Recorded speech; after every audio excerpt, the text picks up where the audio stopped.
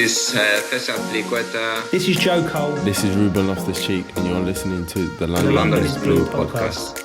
All right, Chelsea fans, welcome back to another episode of the London is Blue podcast. As always, your host, Brandon, joined my co-host, Dan No Nick, dividing and conquering. It is his weekend off, as you and I have been sharing weekends off this summer, kind of what we told everyone. We got to balance it out. We've done a lot this season. It's been a long season, so work-life balance. I mean, look, maybe some Mai Tais, maybe some frustrating rounds of golf. He likes that. He likes frustrating himself with golf, so that's probably on the cards. And I'd imagine some bourbon, and all hard-earned for wonderful and at least relatively young Nicholas getting that opportunity to really rest and relaxate before the coming season. That's right. So anyways, he's missing out because we have big time friend of the pod, Naz, jumping in with some transfer and summer updates. How you doing, Naz? Yeah, I'm good. I'm a bit refreshed. I've been on holiday. Had my Nick light break in the south of France. I'm terrible. Sounds awful.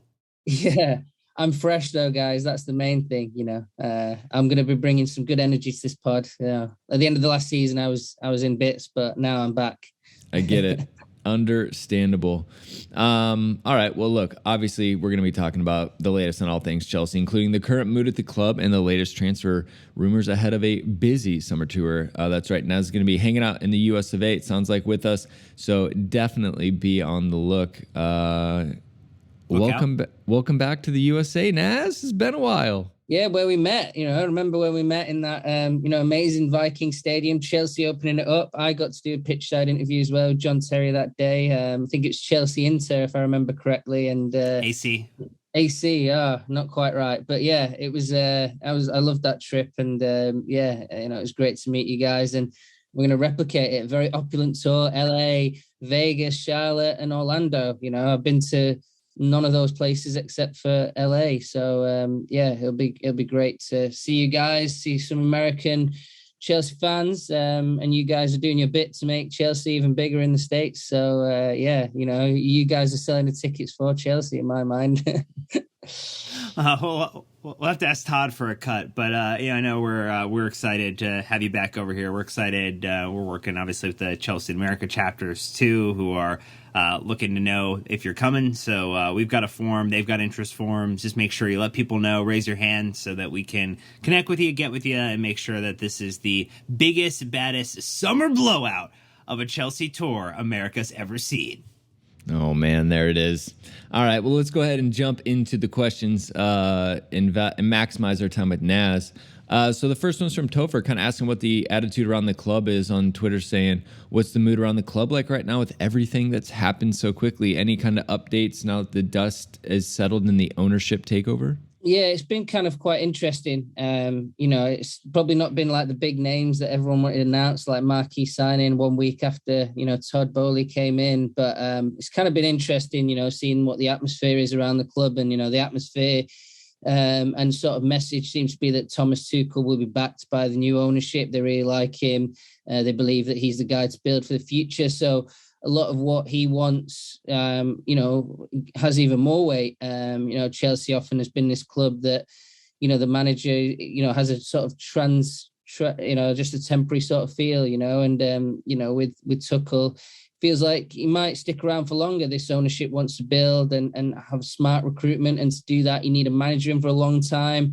I think Tuchel could have maybe survived under Abramovich anyway, because he's been so good. And I think that they were trying to move towards a more sustainable approach. But I think this new ownership, it just feels even more like confidence in that sort of approach. So we might see Chelsea make a lot of decisions that are really aligned with what the coach wants. And, that might, I guess we're going to touch upon individual players in the future, but that's going to impact a lot of what happens this summer. The other thing is that, obviously the defence is a priority, but the interesting thing is that, the academy as well, there's a bit of nervousness around the ownership change.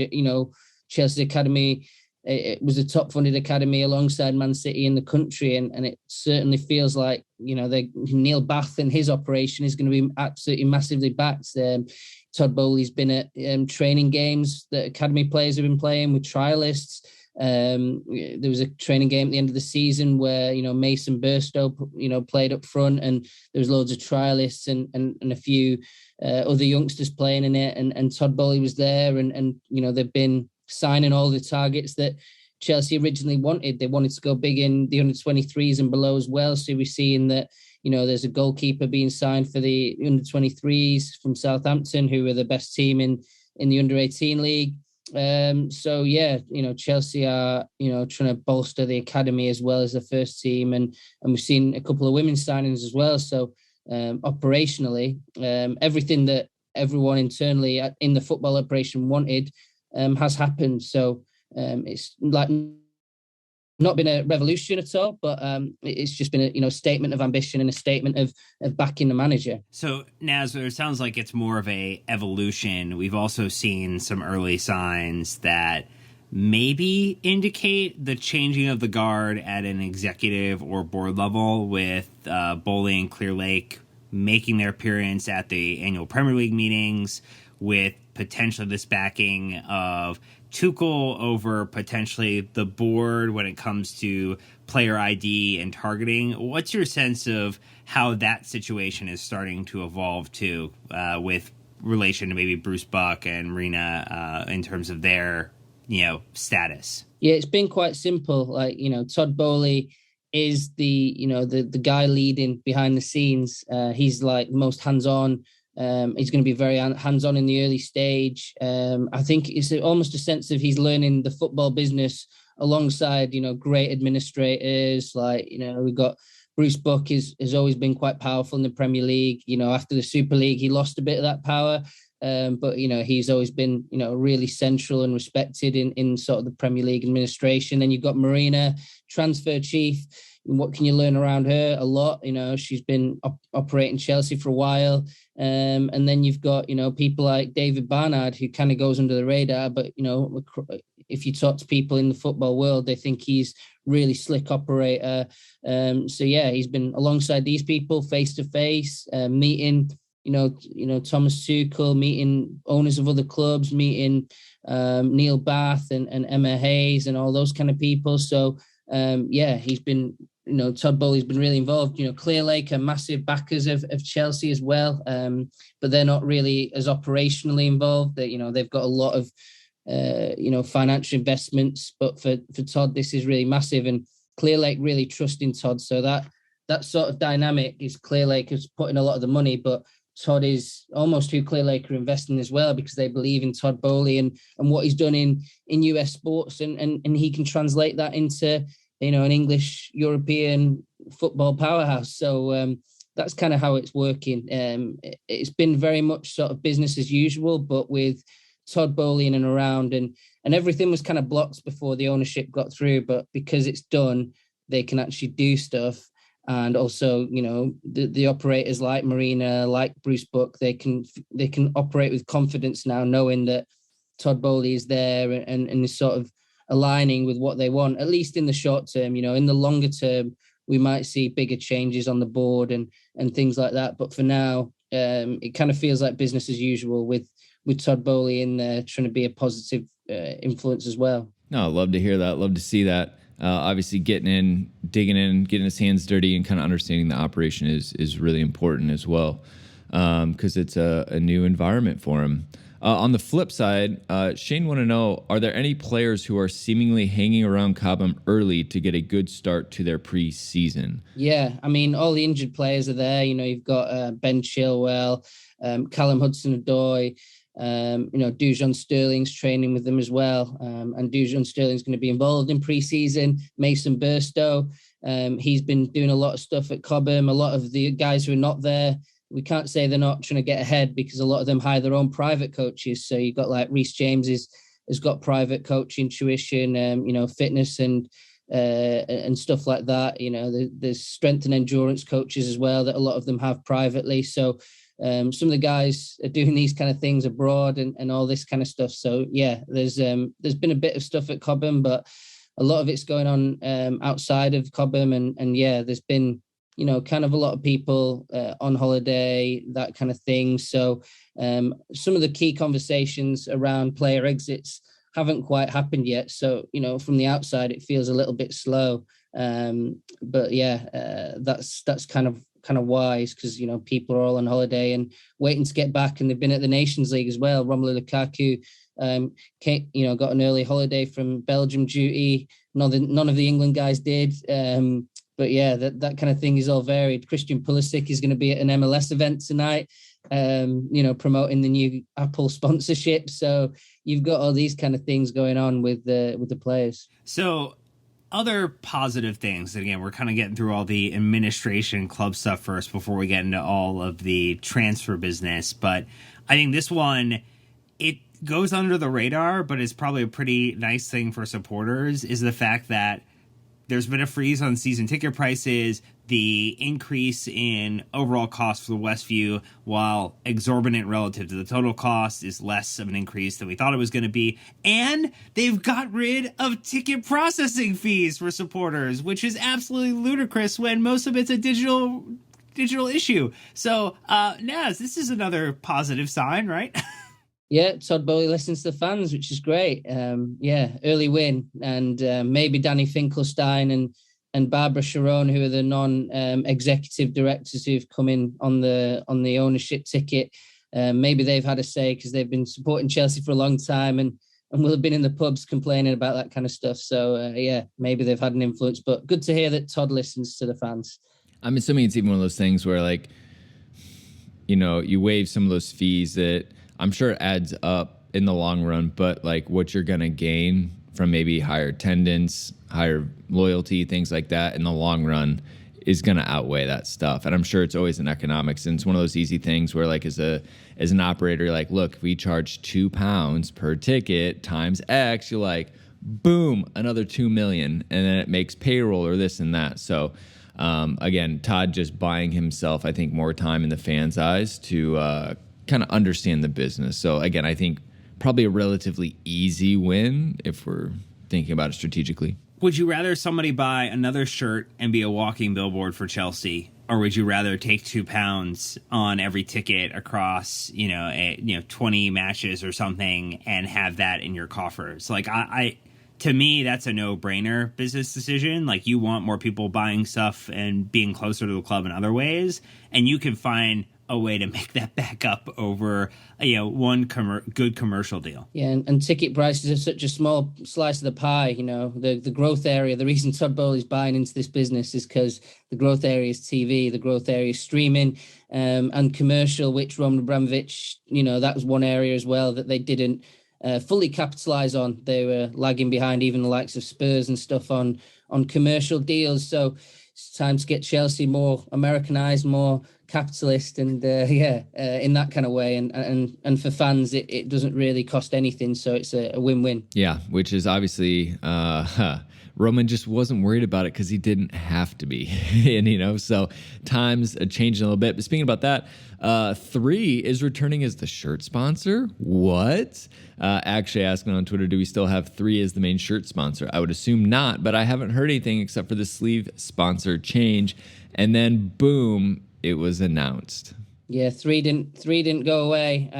Maybe it was a bit of a PR disaster for them. Chelsea fans, making their own shirts with Trivago on instead, who stuck with Chelsea, the training kit sponsor. But I think that, now it's about looking past it. I don't think they meant any offense by it. And Chelsea want their sponsors to get value from the sponsorship as well to attract the next one. So if you read that statement they put out, they've been really glowing and positive about 3. And that's why, they want the sponsors to get value for money to attract the next one. And I'm sure, maybe 3 will move on next season. There probably wasn't enough time to reprint the shirts anyway. Chelsea probably the last team in Europe to launch their kit. So we're still waiting for that. The photos have been done, I've been told, and it's all ready to go. It's just about pressing go. I have heard, Naz, and I don't know if this is confirmed, that it is the last year of Sing a Beer. And so there might be a beer change coming soon at Stamford Bridge, which would be delightful. Phenomenal. Yeah, well, I hope they get one of the local beers, but I'm not backing that around London. But sounds like you're getting Bud Light, Naz. Oh, welcome to Boehly. I think there's a lot of commentary around 3. I mean, what are you gonna do in 2 months? sign another 3-year deal. I mean, sure, sponsorship conversations, I'm assuming that RFP goes out a couple years in advance. It takes a long time. You know, and you really have to kind of woo the people and bring them in. So I think this is probably the most common sense thing to see. It was most practical with all the situation. I know fans were like, rip it up, start over, you know, go without a shirt sponsor. But like, that's just not how it works. And so looks like the kit design has been leaked. The photos are out there. We'll have to see. But another season with 3. This is our 3rd and final season already? Yeah, I think so. Yeah, and it's a lot of money as well. The front of shirt sponsors are big. It is literally the difference between major transfer and not. So I think all fans would rather have the major transfer and look at 3 for a season. Mm-hmm. Yeah, no, that makes sense. All right, well, Dan, hold your horses. We're going to take a quick ad break. But when we get back, listeners, don't worry. We're jumping into changes under Boehly, Lukaku, and all the players. So thank you to the sponsors for financially supporting the show, and we'll be right back. All right, our next partner has a product that I use literally every day. I started taking AG1 because, well, it's hard to get a lot of micronutrients in. We're all focused on our macros with protein, carbs, and fat. And now we got to add the micronutrients from fruits and vegetables. It's just hard to eat that many servings a day. So I started doing it just to make my life a lot more efficient. I'm getting better gut health and a more durable, resistant immune system. So what is this stuff? Well, with one delicious scoop of AG1, you're absorbing 75 high-quality vitamins, minerals, whole food, sourced superfoods, probiotics, and adaptogens to help you start your day right. This special blend of ingredients supports your gut health, your nervous system, your immune system, your energy, recovery, focus, and aging, all of the things. Again, I do it. It's easy, it's fast, it's quick. Throw up my shaker usually on my way home from work, drink it. It goes down quickly. And like I said, you get 6 servings of vegetables a day very easily. But hey, don't listen to me. Athletic Greens has over 7,000 5-star reviews. It's recommended by professional athletes and is trusted by leading health experts such as Tim Ferriss and Michael Gervais. So right now it's time to reclaim your health and arm your immune system with convenient daily nutrition. It's just 1 scoop in a cup of water every day. That's it. No need for a million different pills, supplements to look out for your gut health. To make it easy, Athletic Greens is going to give you a free 1-year supply of immune-supporting vitamin D and 5 free travel packs with your first purchase. All you have to do is visit athleticgreens.com/LondonIsBlue. Again, that is athleticgreens.com/LondonIsBlue to take ownership over your health and pick up the ultimate daily nutritional insurance. All right, Dan, unleash the horses. We're back. Well, the last one before we get to all of the players, just one from JL asking if you, Naz, for your opinion, if you've seen any shift in the information strategy from the club in terms of how they're distributing, how sources are kind of providing information on the ground from the Roman era to the Boehly era, even though one was 2 decades and the other is 2 months. What the differences might be that you're seeing? Yeah, not really, not since the ownership change, but I think maybe after pre-season, maybe we'll get a bit of a change. So yeah, that's still a work in progress. I guess it's up to us to make sure that the club is more open so the fans can have even more information and less stupid transfer news that we can knock back straight away, Yeah, well, it'll be interesting to see because, I'm pretty sure a lot of the communications department is the same still. So a lot of that makes a lot of sense. But we're just hoping that you get maybe a little bit more access or a little bit more information sooner. This U.S. tour, woof, all the information is coming out late in the game. But again, these sanctions were quite impactful. All right, here we go. Lukaku latest. Breaking news from one Nizaar Kinsella on Twitter says Inter CEO Alessandro Antonello, there's a great quote, there's a great desire on the part of Lukaku to return. What needs to be verified are the economic and financial feasibility and the resolution of some technical problems, end quote. What? Yeah, it's very much like, like sort of what is it? He'd say he's almost obscuring the situation in a little way by saying technical. You know, it doesn't actually mean anything, does it? But yeah, technical problems are Chelsea's opinion. You know, of course, Inter wants Lukaku for almost nothing back, which is what they're trying to do. And Chelsea are trying to get something out of the situation, which to them is quite negative. You know, Romelu Lukaku is not happy at Chelsea.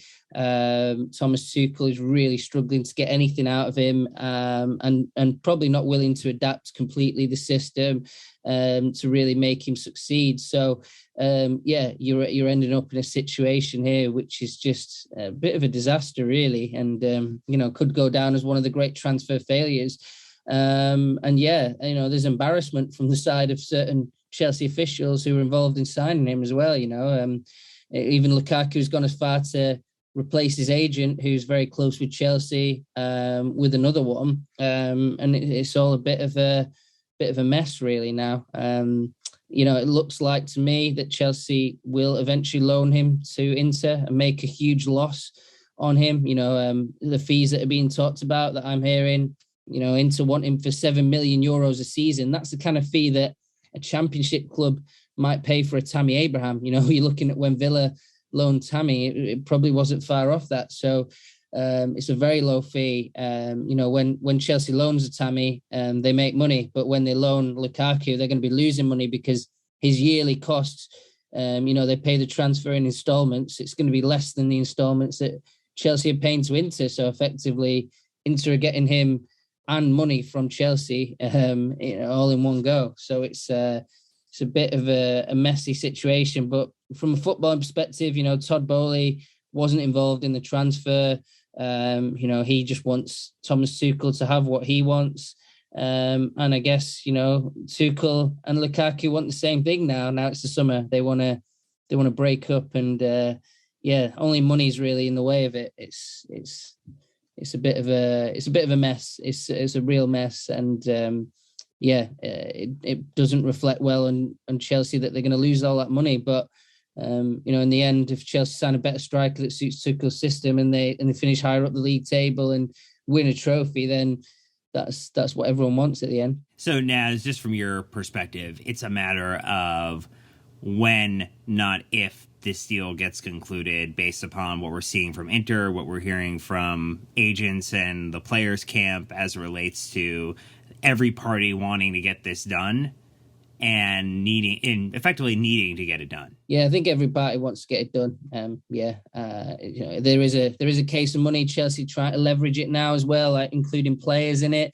There's several Inter players that they would want. You know, they kind of want another defender. You know, they're probably going to sign Koundé, but they want another defender, and Inter have loads of great defenders in their squad. And then they've got, you know, a few of the good talented players. You know, Lautaro Martinez would be an absolute dream, but you know, that he's untouchable for Inter. But you know, that's kind of conversations they're having. This is what happens. You know, you say, yeah, we have an asset you want, and an agent tries to, you know, make it happen. And then Chelsea asks for stuff in return for a very cheap deal for a, you know, striker with, you know, 50 plus international goals. So yeah, that's kind of where we're at. We're in sort of the heat of the negotiations, but all parties seem willing to do it. And Chelsea are currently asking for about 12 million euros as a loan fee, which is low for me. And Lukaku is willing to take a pay cut as well. So it shows how much he wants to get out of Stamford Bridge as well. Look, this is the Lukaku playbook. Like, I'm over it. Like, dumb on us. But I could give a shit less what Inter say in this situation. Like, Lautaro Martinez is untouchable. Guess what? Lukaku was untouchable last summer. They said the same thing. Like, Inter Milan, it is what it is. We got absolutely duped. You know, Lukaku talked a big game, didn't deliver, and now is like running away from the problems. It's just super frustrating. And I know there's like things that, you know, go on behind the scenes, things that players, you know, he's at the highest level. There's things that he doesn't think he needs to deal with or, you know, fight and push through. And, you know, he saw the success at Inter Milan under Antonio Conte. I don't know what it's going to be like, you know, going back with different manager and different players around him, but whatever. Again, this game sucks. And I think Chelsea are going to have to really think about how they go about these things and these big transfers, because there's going to be so much fallout and ramifications. Obviously, Tammy left. I think he needed to go, and I'm so excited for him at Roma. And I hope he has 2-3 more great seasons there and before coming back to Chelsea. Exactly, fully polished. But Chelsea still need to kind of figure out what to do when it comes to signing these big name players, because Eden Hazard was great, but I think less have been successful than others. But I'm sure I'm going to get told on Twitter how many we've signed for greatness. I'm just thinking of like Torres and Lukaku, and maybe it's a striker problem actually for Chelsea, right? Drogba to Costa to who? I mean, the stop gaps that we brought in have been bad. But anyways, we don't need to talk about those. We can talk about who Chelsea might look to replace him with. Number 9, like Lewandowski. There's a long list, Naz. There's a long list of names. Lewandowski seems like a great option for obvious reasons, but he's got his eyes set on Spain. And Gabriel Jesus, which it finally came out that he has been offered to Chelsea. I don't know if he's like high on Chelsea's list, but I'm always surprised by Chelsea. I've heard that Gabriel Jesus wants to be a guaranteed starter in his next club, so I think that maybe he's looking at Chelsea and Tuchel and the rotation, strategy as being a problem. And, the latest thing now is Arsenal have just made a bid for him, like an official bid. So, people are thinking Arsenal are more serious. And I've also heard that he's quite considering he'd be happy to move abroad as well to like a Juventus or something like that if they gave him a prominent role. It seems like Arsenal are the most interested. Chelsea definitely interested, seem like the right profile, but guaranteed starter at Chelsea, he might find it a bit harder, like all the other forwards do. When you think about some of the other names, like I know we've seen Nkunku from RB Leipzig is a very popular name at the moment after the season that he had. You also seen, and just maybe in the kind of the broader attack, Dembélé, Sterling. I mean, those are some of the other names that you're seeing circulated as. If you were to maybe rank those in terms of least likely to most likely, would it be Nkunku, Sterling, Dembélé? Because that's how it feels externally. But you being a little closer to it, what are you hearing? Yeah, I'm not sure. I think that Chelsea are going to move in the late window, so it's putting me off Dembélé a little bit as an attacking option. In this position, I think they're going to move later. I think that the priority is now defender, because they have to take a player out. Like the whole point of this is that Chelsea already don't have any minutes in attack, and they've got Armando Broja coming back for pre-season, so they've not got enough minutes for the guys. They're mostly, the attack have really low morale. Not just Lukaku, but Ziyech isn't happy with his minutes. Pulisic isn't happy with his minutes. Werner isn't happy with his minutes. You're adding in Armando Broja, who's got loads of transfer interest as well. If you want to use him, you have to tell him that he's got a really good shot at making it. So signing an attacker now would send a really bad message to all these guys that, I think that Chelsea would want to keep Pulisic, but the other two, they'd be open to selling them. But then there's no real transfer interest in those that I know about at this stage. So certainly nothing imminent coming anyway. And then Lukaku's probably the closest to leaving, but there's so much work to do there as well. So maybe they're not in a great position to sign Dembélé. I think that they're using Chelsea a little bit to try and attract more and more interest as well on that one. And Nkunku is clearly like somebody everyone wants at the minute. He's got huge interest, and Chelsea are massively wants to be part of that conversation, just like they did with Tchouaméni, just like they did with all the top guys that come on the market. And then Sterling as well could be an opportunity, but that's a complicated one. Dealing with Man City, who don't care about money, just like Abramovich, didn't, wouldn't sell to Spurs. So City's owners are also very rich. So it would be very, very interesting to see. It's a bit different with Gabriel Jesus because there's an agreement in place that he sold for around 43 million this summer. But with Sterling, there's no such agreement. So there's a sense that a deal could happen, that Chelsea could take advantage of, him being in the last year of his contract. But, he's a great player and City could make it tricky. So I'm interested to see the politics of that one and if Chelsea could do it. But I think there's definitely an appetite to do something there. Here's a dumb one. Now that Harry Kane can't go to Man City, and we have a gaping hole up top, he's got 2 years left on his contract. Yeah, Kane, I think is ready to stay at Spurs. Spurs are showing good ambition in transfer market, signing Basuma. Conte's the manager. Spurs, do look impressive, and Kane has sort of changed his tune. Lewandowski is another one Chelsea have identified and always looked at and always been in contact with and well connected around. But yeah, it seems like Chelsea were more likely to move for a more Tuchel style player, one who presses, one who's dynamic, signing an older striker. We've seen what happened to Man United. They got Ronaldo and he messed up their system, scored loads of goals and messed up their system. So maybe there's a little risk there with Lewandowski that a similar thing could happen. Naz, kind of moving on maybe beyond the attack, you've talked about it, and I just, the account ANCFC tweeting the question, Kounde, bro. Just all they wanted was the update on Kounde, and I know that you kind of a couple days ago, we were chatting about it on WhatsApp. It's kind of looking like it's still on course, even though there was the surgical intervention for a more longer-term injury, plus Deschamps maybe playing him to the point of a little exhaustion amongst other, not just Chelsea interests, but Chelsea players. What are you hearing about that, particularly as it seems like the Spanish media is starting to kick up a Barcelona who is cash broke, not fake broke, cash broke, trying to potentially sign him as well? Yeah, it's baffling, isn't it? But Didier Deschamps, just a quick one. Yeah, I had the same thing. It was like N'Golo Kante all over again, wasn't it? Playing him to the point of injury, then Chelsea suffers. He's had a little surgery. It's been successful. It's very routine. He needed it, but it's very routine. And he's expected to make pre-season. So, he's told Sevilla he'll be ready for pre-season. And Chelsea are aware of the situation. So, Chelsea are massively the main club for him. With Barcelona, there was a story that came out, I think, yesterday night, that Barcelona were the favourites and were ready to bid for him and sign him for 55 million euros. So when I looked into that, again, it was kind of not back. I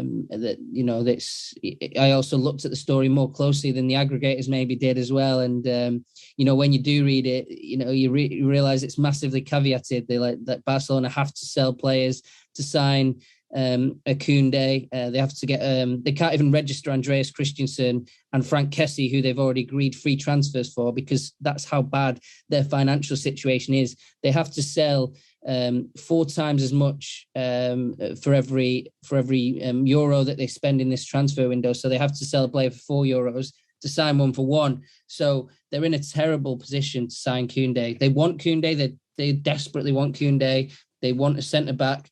But Chelsea have already got a financial agreement in terms of contract in place.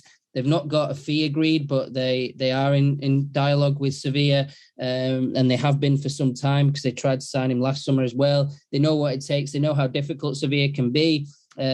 Sevilla aren't as desperate as they were because they sold a Diego Carlos to Aston Villa, but they still have sort of a verbal agreement in place with Koundé to sell him this summer. Chelsea are the main club. Koundé is really, up for joining Chelsea. Making Barcelona favourites, I don't think that is at all accurate. In fact, I'd be unbelievably surprised if Barcelona could turn around the situation. It seems like Koundé is in the tractor beam of Chelsea transfers, and naturally Chelsea just wait until he's a bit fitter, before pulling the trigger. I believe that, he'd be the first signing. Maybe they'll get Gabriel Solanina first, the Chicago Fire goalkeeper, but he's going to go back on loan if Chelsea win that race. So I'm expecting those two to be the early ones. And then, the rest of it, Chelsea fans might find themselves frustrated and things moving slow and depending on player sales and loans and all that kind of thing. Don't forget, we've got all these loanees coming back and stuff. So, that's kind of the situation. I hope it summed it up. But Chelsea favourites, Barca not. Yeah, we know where Barca's fishing, all right? It's in our back line, all right? And we know where they're going. They're looking for deals, not 60 million euro defenders. Obviously, I think we need another defender. It sounds like we're going to Italy again. You talked about the Inter Milan, potentially just as a part of the Lukaku deal. There's Koulibaly potentially being on the market again, Matthias de Ligt, which I'm not really sure about him. especially with Chiellini retiring. But any other kind of links or connections to those center back targets? Yeah, there's also Kimpembe and Josko Gvardiol. Them two are really, solid potential. I mean, it's not going to be easy getting Kimpembe out of PSG, but he seems open to a Premier League move this summer. I'm sure it's leveraging the contract situation because there's contract negotiations ongoing as well. But if they don't go well, then that's when Chelsea come in. It's also, a lot of the time these transfer rumours are linked to contract negotiations. Agents will have you believe that more is going on than they are. The Kounde situation as well, that's linked to Piqué's contract. Piqué's in contract negotiations with Barcelona, and that is something to put pressure on Piqué to renew at a lower rate. So all this kind of stuff's going on. But yeah, Josko Gvardiol is a huge, somebody who Chelsea really like and have been following for a long time. It's going to be expensive. There's been claims that, Gvardiol had a bid in January and some people believe that was Chelsea. I'm not so sure, but there was some talk about that, and he could even play left wing back potentially if Chilwell was out. So, it would have made sense that it might be him. It will cost a lot to sign him, like £55 million at least. He's another one. So I'm expecting Chelsea to look at that position. They could go for a wing back instead of a centre back with the current players. You can move Reece James into centre back if he wants, and things like that. And then you've got loanees like Dujon Sterling, who they're looking at. Tuchel really likes him. Ampadu did quite well in Italy, and he's doing really well with his national team. So, that's why it's kind of like, not that clear. There's a lot of names. We know that Chelsea like these players, but I'm not saying that they're in active negotiations for them. That's kind of why that we're in this situation. Player sales and loans are hugely part of the picture. I know that we also talked about the broke Barcelona. Again, broke Barcelona for those who are not aware of their financial situation. But obviously, as Brandon also referenced, they are looking for deals. They're looking for bargains. They're looking for the Aldi equivalent of a summer signing. And Alonso, Azpilicueta still on their radar, still likely to go. I know that Tuchel seemingly wants to convince Azpi to stay another year, but does that actually happen? What are your thoughts on that right now, Navs? Yeah, I would say they were likely to go if Barca were in any reasonable financial condition. But I'm just very suspicious about Barca's activities in the transfer window. They seem to always get stuff done in the end, and they're two huge targets, Chelsea, it's going to be interesting to see. I think that Chelsea are open to letting both players go. But if Barca are offering £0, then, that's going to be an issue. And I think with Azpilicueta as well, Chelsea might even, I think Tuchel himself has a different opinion in the club on that one. I think Tuchel wants Azpilicueta to stay. Azpilicueta kind of wants to leave and explore a new challenge. Chelsea feel open about giving him what he wants because he's such a legend. You have that situation sometimes. Sometimes you earn your right to pick your exit. And that's what the club feels that Azpilicueta has done. He's been that much of a legend. But Tuchel, as a pragmatist, thinks, man, I'm losing two centre backs. Don't want to lose a third because you've got to make the players understand the system. It's going to make the start of the season hard, especially in that position. So even if Chelsea signed Gvardiol, Kounde, and then brought back a great loanee, then all these guys would be playing catch up on the system and the coaching and stuff like that. So that's kind of the situation around Azpi. It's not clear yet, and Barca's mess isn't helping. What actually we need is that Man United sign Frenkie de Jong so Barca have some money to play with because they have nothing. Even Andreas Christensen is not even able to announce his transfer and get to Barcelona because they're so poor. It's a mess. Football is a mess, and Chelsea being at the top of the tree is great, but it depends a lot on other clubs. Well, you talked about Slonina earlier. You talked about the young Southampton goalkeeper. So Dan with the headline, "Life's a beach in Slonina soon." You tweeted as the signing of Eddie Beach doesn't dampen Chelsea's desire to complete a deal for Chicago Fire's Gabriel Slonina, despite similar age profiles. And that was a quote to you from Jacob Steinberg saying that Chelsea are close to signing Southampton U18 goalkeeper Eddie Beach. Understand a fee has been agreed. Lots of interest in him, but it looks like Chelsea have won the race for Wales U19 international, one for the future. What are we doing? Stocking up on goalkeepers right now? The young ones, I know we've got Sharman Lowe and I can't, whatever the other, I'll have to look him up, but I always forget. Adding Beach means we have a third tall, lanky, blonde goalkeeper that I'm just going to get confused every time I watch the Dev Squad from now on, which Phil and I have already People are going to confuse them with Brandon Busby again, and that's just what's going to happen. It's going to be really unfortunate for you. I don't know about that. Okay. But is this just Chelsea, Lucas Bergstrom, and Teddy Sharman Lowe? Is this just Chelsea stockpiling talent again? When now there's new loan rules and things like that. What's your kind of read of the situation? Yeah, Chelsea have loads of goalkeepers. They have Ted Kurd as well, who's just coming up to the U18s, and then they've got Ethan Waddy, who's been on loan, and I did hear that he's going to sign a new contract at Chelsea. Then you've got Nathan Baxter and Jamie Cumming, who are absolutely killing it on loan. But yeah, I think that maybe some of these guys will be sold, and I think that's what will happen. But there's been poor. Let's be honest. There's been poor performances, in the youth team this season. A new goalkeeper. I think that they've got a really good goalie here. This young lad from Southampton, and that's going to be part of the picture. Just having him in to be a solid U23 goalkeeper. Chelsea are really ambitious at youth level as well. I think they're a bit frustrated with how last season went. They've got a new youth coach in. They've also signed goalies, I think, at under 12 and under 14 level. I don't really report on football that low down, but that's what I've been told, is that they're going as far as that. That's the kind of like detail that Chelsea are operating on. They are signing players. It's just not the big name first team players that we all want at the moment. So it's I guess there's going to be a lot of turbulence at goalkeeper level. The goalkeeping department, Chelsea have also lost the head of it. Christoph Lolicon has left the club. What I understand now is that Hilario is effectively going to be like the head of the goalkeeping department and the first team coach. So that's kind of, just shows you that a lot of change is happening. It's going to be really interesting what happens with, Slonina coming in. I think Chelsea will win that race. I do have a real belief in that right now at this stage. It's not done, but I believe Chelsea will win. Why would he wait this long if he wasn't wanting to sign for Chelsea? He could have just gone to another club while Chelsea was sanctioned, but he didn't.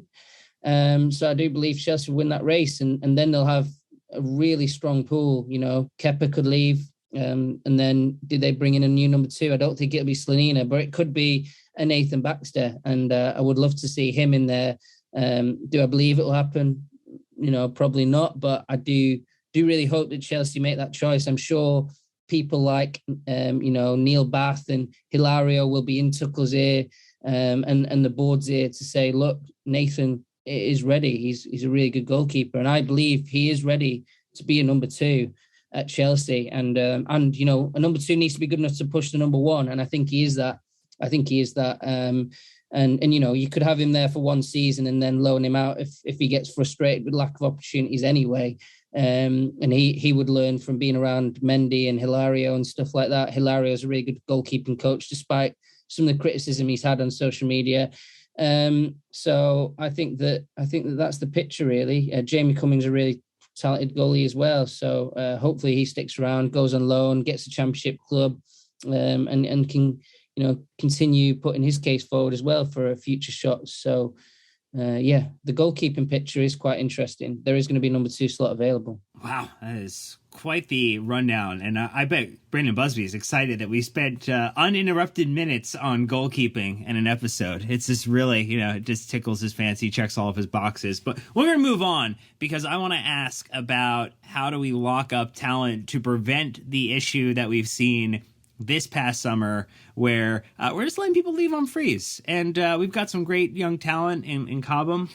You have some great graduates now in Reece James and Mason Mount, who probably are looking at their contributions to the team last season, even on injured for part of it. Reece James was still one of the most creative attackers that we had, in addition to being a defender in this team last season. What's the likelihood? I don't feel like there's necessarily probably pressure, but what's the likelihood that they get a upgraded deal at some point in the short to midterm to kind of recognize their contribution, but also ensure that we don't end up in this kind of hellscape again, trying to maintain our own players? Yeah, I know for a fact that that's something that the Boehly ownership are bringing, is like wanting to get that contract situation around those two players, and in general, you know, with the free transfers leaving, they want to be smarter on those kind of deals, and you know, Chelsea in the past could afford to like keep these guys waiting and mess them about a bit, and then offer them a lot of money in the end. But I think that they want to be sort of rewarding players, be smarter, and all that kind of stuff. And you know, it's actually baffling that two of Chelsea's worst paid players are Reece James and Mason Mount. Like, it's got to the point where like clubs, Premier League clubs, the big six, have been asking the players' agents and stuff like, what's going on here? Are you running down your contracts? And they go back to the clubs and say, no, Chelsea are just not offering us stuff. They kind of say that they want to, they're willing to, but nothing actually ever happens. So that they're in this situation where they're just kind of been ignored. And that's even before the sanctions came in and delayed it further. But, you know, that kind of thing is some of the stuff that Rudiger spoke about in his, you know, Players Tribune piece when he left the club. He said that, you know, he didn't have contact with Chelsea for 6 months, and his contract was getting down to the last year or two. So, yeah, there is a concern that could force some of these guys out. You know, these guys love Chelsea, and that's something that Chelsea can rely on a little bit. But if they treat them badly, that could change. If Chelsea perform really badly, then, you know, a window of opportunity opens up for a Real Madrid or a Man City. And for one, Real Madrid and Man City are two of the teams that kind of want to sign Reece James. I know for a fact Man City are looking in 2023 for a right back. Livramento is actually a huge target of theirs. But if they could get a Reece James instead, who's more ready-made, then they will. They will go for that. So I think that's a little bit of a danger. Real Madrid is obviously very attractive to big players as well. So, these are concerns for Chelsea that need to be resolved. You know, there's more pressing ones. You know, you got Jorginho and Kante. What's going to happen there? But these are the future of Chelsea. These are, you want to see a team built around the young players. They're Chelsea through and through. Get them to sign it. You know, it's probably going to be expensive, but they're worth it, aren't they? They are worth it. They're behind on the earning curve 100%. anyways, too. Yeah. So, and you'd assume it's an easy negotiation with those as well, you know, much more of a formality.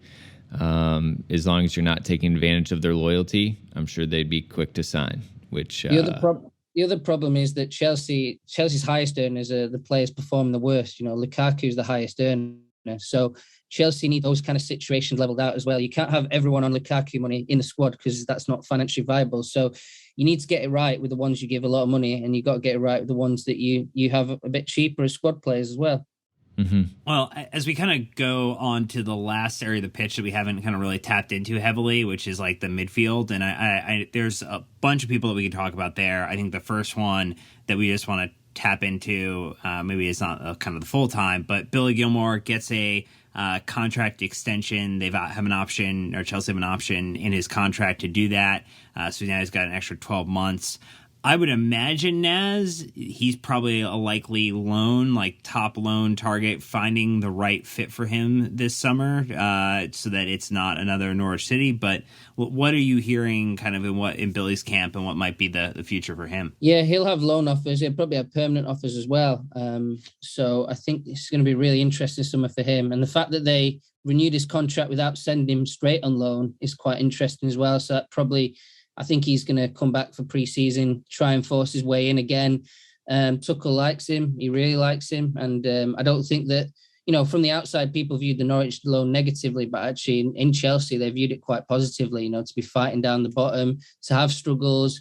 I don't think they felt like he had too much to prove. So, I think that there's a chance that he could come back to Chelsea and actually be in the first team. You know, there is circumstances that could happen. So, yeah, it's not going to be easy, but, you know, people like Chalobah have shown how it's done. Victor Moses in the past under Conte. So, I think he's got a shot at making it. But I think all is possible. It's loan, sell, or make it at Chelsea. There's three outcomes and they're all on the table. Another one that we want to dig into, I was told he's not creative, but I have different stats that disagree with that. Conor Gallagher, who I think is a creative player and would add a lot of new and exciting opportunities for Tuchel. What's your take on A, is he a creative player? And B, will he stay around this coming season? Yeah. Tuchel absolutely loves him, and I think he feels like he deserves it. But it's not decided yet. But I think that's the situation. It's not decided, but he's got, out of all the loanees, he's got absolutely the most currency, the most positive feeling around him, the most sort of sense that he deserves it. But he still has to go in pre-season, do a good job, and he needs to have negotiations with Chelsea. And a lot of that kind of stuff will happen from kind of July the 2nd when players link up again for pre-season. So there's a real feeling of positivity on his style of play. I mean, his game and his unique superpower is vaguely similar to N'Golo Kante's, in that he has this unbelievable engine. Now, he's a great technical player, but the engine is just something staggering. The way he gets around the pitch, it gives him the chance to score goals, to break up play. He's physically immense. It's a natural gift that he's also worked incredibly hard at to add an extra 10-20% at, which he has done. And he's arguably Premier League leader for what he does. Chelsea need to get the right style of play for him, the right system. He fit Palace so well as a 6 in a 2. In midfield, will it be as good? Maybe not. I think he's really good when he's, running on to play, but when the play is in front of him, if he's in a possession team, I think then he might struggle. So he's not a Jorginho. Really, he's not. But he's so much better than Jorginho at other things, but he's not a Jorginho. If Chelsea dominate in possession, I don't think he's a tempo player. And that's where he needs to develop his game, but also Chelsea needs to adapt to him. So I think that's where an interesting dynamic is going to come into play. Like, is Tuchel going to commit to a change of style to accommodate him? Maybe he should. And this pre-season is going to be a lot of questions like that. And I don't think that people at Chelsea know the answers to it. And that's why a lot of these things are in flux. There's a lot of influx at Chelsea right now. It's post-takeover. There's so many players to manage. And Conor Gallagher's place in the squad should be assured, but we need to fit him in the right way, don't we? Look, I don't think anyone is clamoring that he's a creative player. No one's comparing him to Cesc Fabregas. He's industrious. He does it all. He fits a need in the team, especially as we talk about, Jorginho and Kante here in a second. And at the end of the day, he has end product. He has very tangible end product. People are trying to compare him to people who he is not, and then that's just like a biased or just an unfounded argument. So again, Connor, to your point, great 6, breaks up play, reads the play well, tough in a tackle, is quick to release the ball when he needs to, and at the end of the day, will run through a brick wall if you ask him to. So from a player standpoint, a coach couldn't be more thrilled. And we talked about Jorginho and Kante a lot in the Keep Sell Loan episodes that we did, obviously. Look, with Jorginho, great skill set, 30, a year left on his contract, entering into the final year type of thing. I just, no disrespect to the player, technically immense tempo player, to your point, right? Regista through and through. I just think that Tuchel, his style and his system, could use a different skill set. And so to me, he's a perfect player to move out to make room for someone like a Connor, even potentially a Billy, a new midfield signing, whoever. But you've got Jorginho and Kante, both 30 or older. I think they're both 30 in their last year of the contract. What is Chelsea going to do, Naz? Do you have any idea? I think Chelsea would, in an ideal world, like to cash in. I think, like everything you said, I totally agree with, and at their age and things like that. But they really need a market to build for these players. I don't really believe that Man United will sign Kante. That would be mad. His injury problems have been really an issue. And when you're trying to sell a player, if they look at a player and say he's played 49% of the games, surely, most clubs are going to be worried about that. So I'm a bit worried that Chelsea won't find a market for him. Don't forget, he's one of Chelsea's highest paid players as well. And he deserves it because he's been unbelievable. And it's unfortunate that injuries have taken hold. But yeah, he's a really highly paid player, so selling him's even harder. Jorginho, he's also on a high wage, but not to the same extent. So I think he could attract certain clubs, but it's a very small group. I think Juventus is an obvious fit, and I think that what's happening here is that clubs are waiting till the last minute to put pressure on the likes of Chelsea to knock down their fee. You know, if you sign Jorginho now, Chelsea might be like, well, you might as well wait till the end of the window. If you're only going to bid 10 million, then we don't want to sell him. But if you bid 10, 15, 20 million at the end of the window, then Chelsea might be like, well, we're going to lose him for nothing, so we're going to have to let him go. So I think that's going to be the dynamic here around the midfield. It's not ideal for Chelsea because Chelsea want these guys out so they can bring them in quicker, but that's, you know, poor management as well. You need to plan the exits of players before you think about the arrivals. You know, Liverpool have just signed another midfielder apparently from Scotland, and that's the end of their transfer business. That's how far ahead Liverpool have planned. I know Man City are planning to sign a right back for next season. They're already planning for 2023, and they're already, you know, trying to get these targets. Chelsea need to be a bit more proactive and less reactive, but they've always been reactive in the transfer markets, and it's, you know, it's made things really difficult, and the contracts are part of that, and you know, the stockpiling of talent's part of that. You know, the other squads are a lot more slimline. So yeah, I think that's where Chelsea struggle. You know, could it open up a gap to sign a midfielder like Declan Rice? That's what everyone wants to know.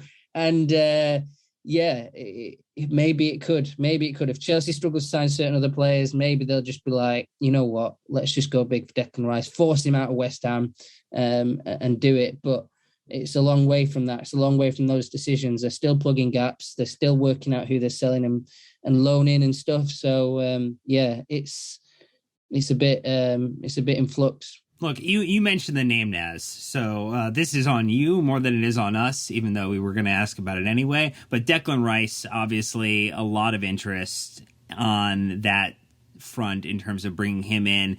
Also talk about how Todd Boehly wants to make, you know, a couple of statement signings this summer. He would definitely be that type of statement signing. I think, at least, you know, from my perspective, maybe not everybody agrees with that. What are your thoughts on not appearing in the kit announcement? You know, the fact that he is running down his contract, hasn't signed a new deal, West Ham losing a lot of their power in the negotiating position as it would be, and realizing that if they don't do this now, they're going to run out of any opportunity to make any profit off of him. I think West Ham need to sell him in 12 months, but they could wait one more season. So that's the negative around this. And, you know, one of the little clues about the situation is that Man City are trying to sign Calvin Phillips instead of Declan Rice because they need a defensive midfielder this summer. You know, Fernandinho's contract's expired. Whenever I've talked about Declan Rice, whenever I've written about him, there's always been 3 clubs that are interested. And there's only 3 clubs that can really afford him because he's so expensive. Chelsea, Man United, Man City. Those 3 clubs have always followed Declan Rice. Like, he's a Chelsea fan. His family support Chelsea, came from the academy. We all know that he loves, you know, he would welcome a move here, but West Ham are the problem, and they know they've got an unbelievable asset. They've got a choice, really. I think they would cash in at the right price this summer, but they can also wait, get Declan Rice for one last season, and then do it next summer. And Declan might not push that hard because he's got a Euros coming up as well. World Cup coming up. So that might work in their favour. So I've got a sense that he'll stay. I really do. But, you know, the money, what money does in the transfer window is it forces things to happen. And Chelsea have the power to do that in this situation if they want to. Force it in. Let's see. I mean, the to your point, West Ham have a lot of leverage. He's got 2 years left, and it looks like they have an extension for an additional year. Yeah, they do.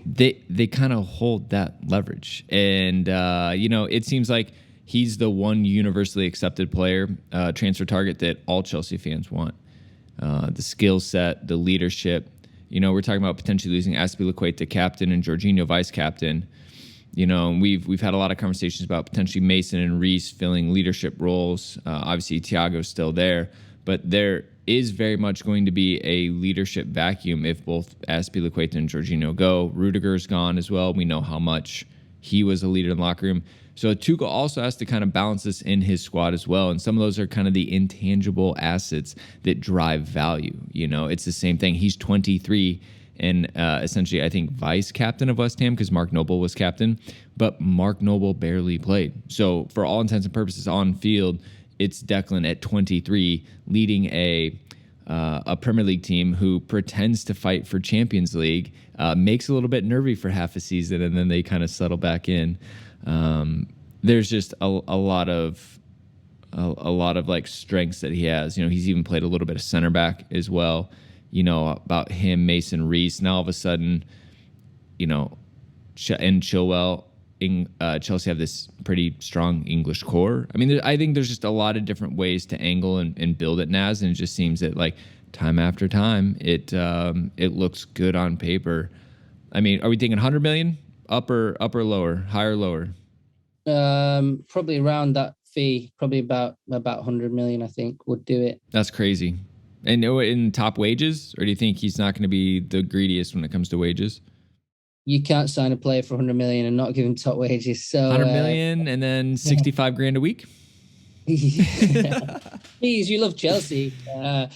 Yeah, no, I don't think that will happen. But yeah, that's probably the kind of money we're talking.